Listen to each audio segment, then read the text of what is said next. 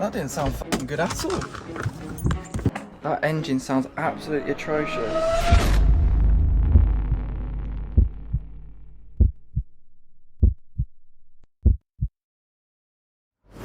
This right here is my Mini Cooper that's been off-road for 10 weeks. In about an hour's time I got my MOT and the worst case scenario has just happened.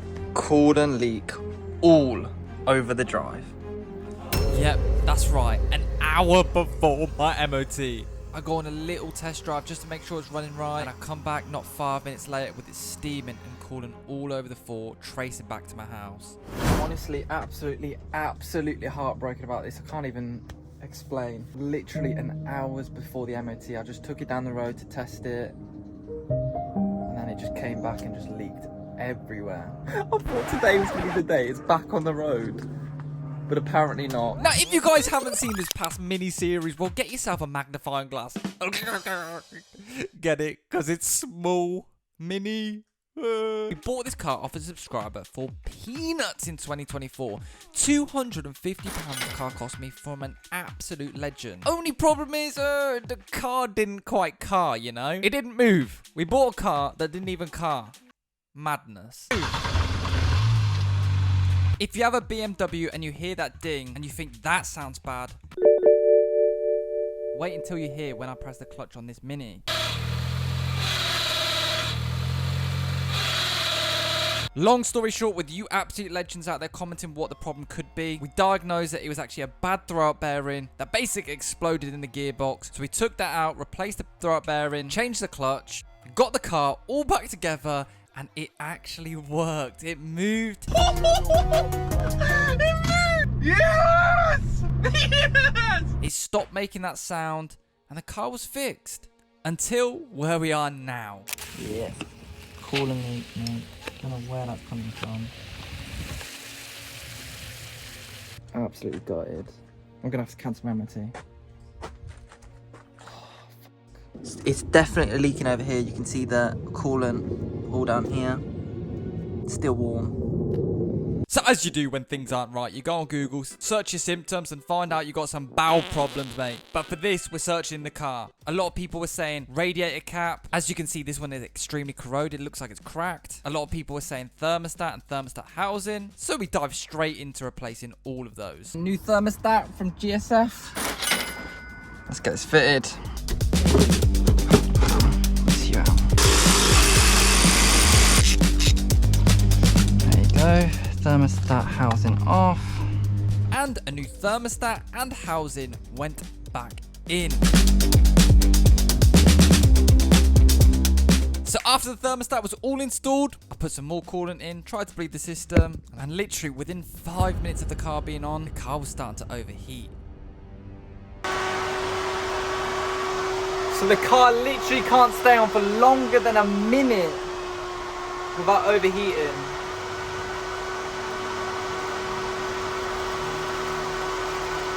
I don't know, man. I don't know what to do.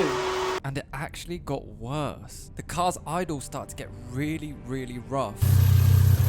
It's having a moment.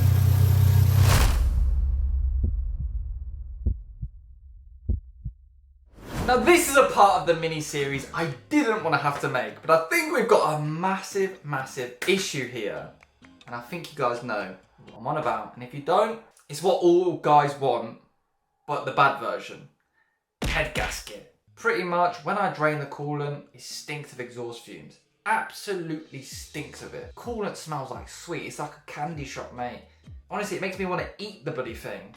Don't eat coolant or drink it. Secondly, in that video clip you just saw, idle was really rough. When I was actually taking it on its first drive, I could feel under load, it was starting to like play up and lose power and almost go into limp mode. And the last thing is there were so many bubbles in the coolant system, which is most likely indicating head gasket issue. I've got a tester coming tomorrow, so we can test it. And if it comes up positive, well, I guess we're having a baby, lads. Bah!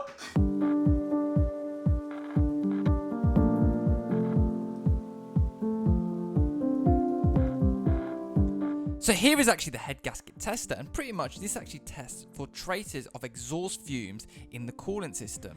And surprisingly, it actually came out as negative, which is very surprising. The liquid in this tube should go yellow if there were traces, but it stayed blue. The next day, and the new head gasket has arrived in the shape of a liquid. Okay, so this could have been the best thing I could have done or the worst thing I could have done. We'll find that out later. So as we can see here, I've actually opted for steel seal, a simple pour-in fix for blown head gaskets. Now pretty much you might be wondering, why are you doing a head gasket fix if the test was negative? And pretty much I'm too cool to listen to tests, mate. My missus is pregnant. Don't care, mate. The test is wrong. So this stuff is really interesting. It will actually pass through the coolant jackets in the head and the block of the engine. And it will actually harden. It will turn from a liquid to a solid once it actually hits the area where the head gasket is actually blown. Once again, long story short, this stuff didn't work and the car overheated yet again. The coolant ain't cooling, the sealer ain't sealing, and the tester ain't testing. What the f do I do, guys? Look at my fringe. Do I look like I know what I'm doing when it comes to cars? So literally, as you guys are watching this, you guys are seeing my raw emotions and reactions as they come. So I think the symptoms are all pointing towards head gasket. But the head gasket sealer didn't work and the head gasket tester didn't work. So pretty much I could go out and buy more testing kits, like a compression tester, a little fucking camera that goes inside the cylinders, or we could tear the flipping car apart again. Fucking life. So this might seem like a really dumb idea, but pretty much the best way to see if a part is working or not is quite simply to take it apart and have a look at it. And luckily for this Mini Cooper, the head gasket is super easy to access. Oh my god! That's the inside of the engine. That looks beautiful. Oh my god. There's the chain. This is my first ever time looking into a car. The engine's wise. It's like I'm losing my virginity, mate.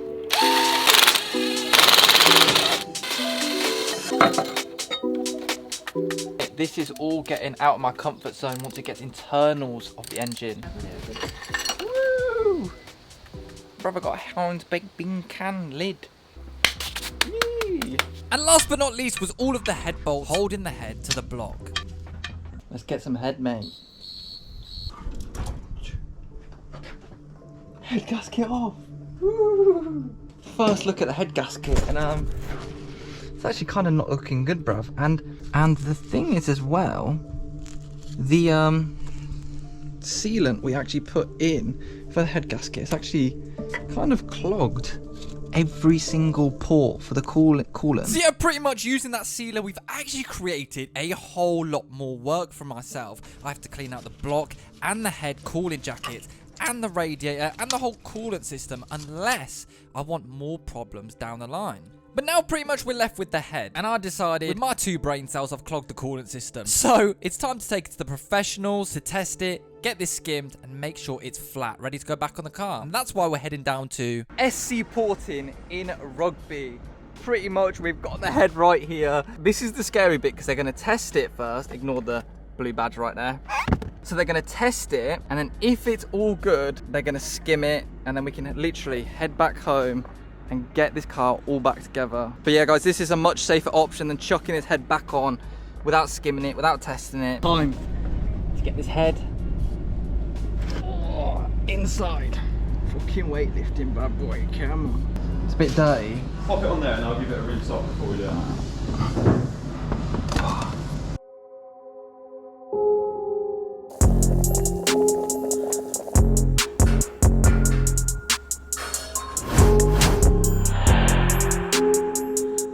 all I came in for was a skimming. They gave this engine a bath, mate. They actually put this head in their ultrasonic cleaner, and it actually cleaned out so much of that gunk from that steel seal and just wiped off years and years and years. The guy then said on his first impressions of the cylinder head, it was a really good and well serviced head. So well done to any of the previous owners who had this Mini before me. It then got put into this weird dominatrix kind of contraption where it actually got pressure tested. It also got vacuum tested. So literally this Mini Cooper is getting Ferrari Ferrari treatment right now, ready to be skimmed. And that is exactly where it went next. Pretty much, as you can see right here, we're actually getting the head skimmed. And this is an absolutely tiny thousandths of a millimeter being taken off right now. He did actually say that this was a very, very good head. So literally nothing had to be taken off at all.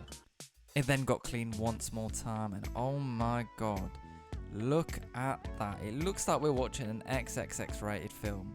That is look at the steam coming off that bad boy. Oh!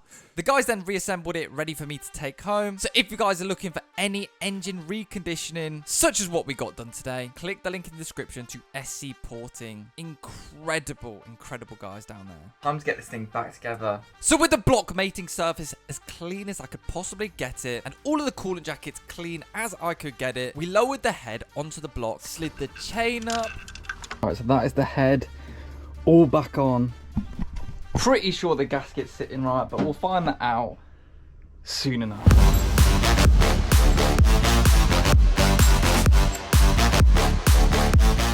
So these head bolts got torqued in a pattern of 40 Newton meters and then a stage 2 remap boy of a 90-degree turn. Fast traveling forward, the car was back together. Again guys, this is the first time I messed around with timing chains, bolts. Have I tightened all the bolts up correctly?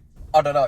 Don't know. I might have missed a few. Don't know. But I think we're just gonna sand it. Guys, I'm honestly terrified. But if this works, mate, if this works. 3, 2, 1. Oh shit. That didn't sound fucking good.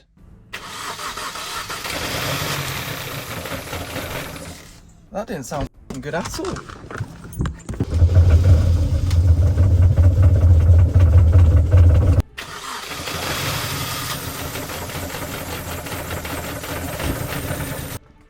Oh mate, that engine sounds absolutely atrocious.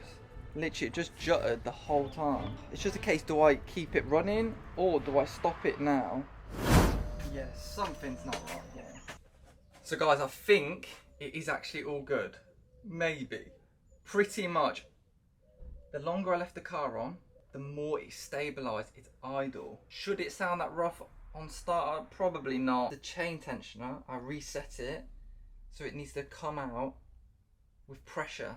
So the chain might be loose. And when it's stabilised, the timing chain tensioner might have come out and I don't know. So ignore my mum sweeping in the background, but pretty much, eventually, the car did stabilise.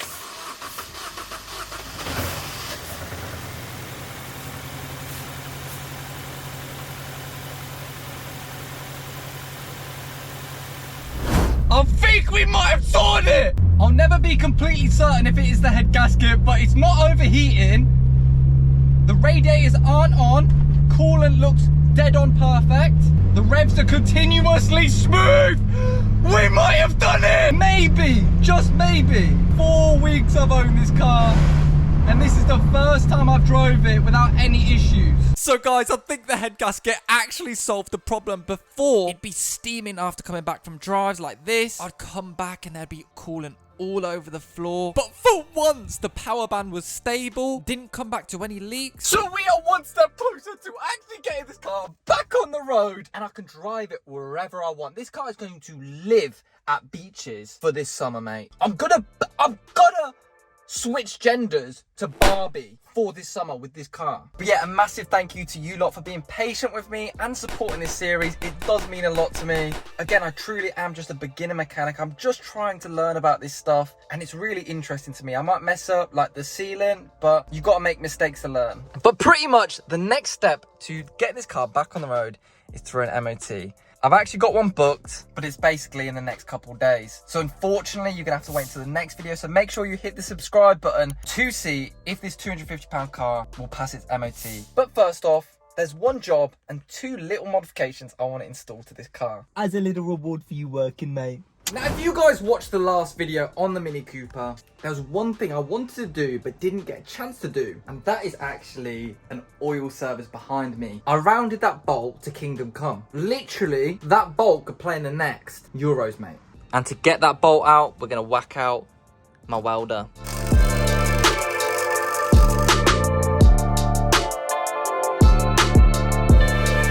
after breaking it loose, we can undo it by hand and let the oil drain out. Replace the oil filter.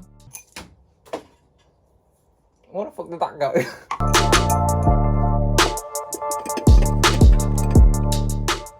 Good soup. Good soup. All service, all done. Just got to get it lowered, measure it. It's done. Now, sitting on the Mini engine, we've actually got two products that I want to install to the car today. These are LED sweeping indicators that are actually going to replace the old-fashioned orange indicator that quite simply blinks like this. Dead, mate. So we've actually got two options. We've got a smoked sweeping indicator and we've got a clear sweeping indicator. I think we're going to go for a clear one. There's so much chrome on the car, so this just matches it nicely. Plug this LED into here. There you go. Whee! Oh mate, does that not just look so much cleaner? So much more modern. Now, if you guys want to pick these lights up yourself, I'm actually selling them on my website, writerboys.com. Link is in the description.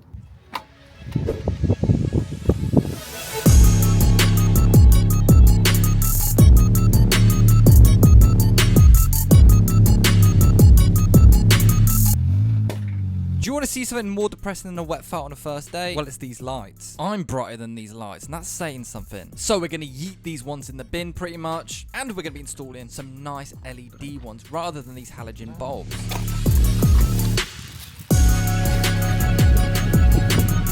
So quite simply putting the light module in, and already it looks so much cleaner and brighter, even in the daylight compared to the halogen ones. These are also being sold on the website, link in the description. So the next video, guys, we're actually getting this car back on the road, driving 100,000%. It will be past its MOT, and we'll be sitting at a beach, mate. We'll be sitting at a beach having a fucking ice cream. But this is actually pretty mental to see. We've actually got season 1 of the channel, the Corsa, all the way up to season something like 8. So literally with this Corsa, I remember installing that air filter right there and my heart beating like crazy. Honestly, I'd be the worst mechanic in the world. I'd just be like, man, that looks alright. A few years later, I'm now changing head gaskets. I might not have done it perfectly, but super honestly proud. But yeah, guys, I want to say a massive thank you to you lot for helping. Some of you lot have been sat on Instagram talking me through on how to actually do the head gasket. I've got people like SC Portin, people like John Whitbread, literally been sat there helping out so much. So tune into the next video, guys, where we actually get this car back on the road for good. Thank you guys so much for all the support. Comment hazard if you've got this far in the video because you're an absolute G. And I'll subscribe to you unless there's like 1,000 of you. Anyway, thank you guys so much for watching. I'll see your faces in my next video. Wow.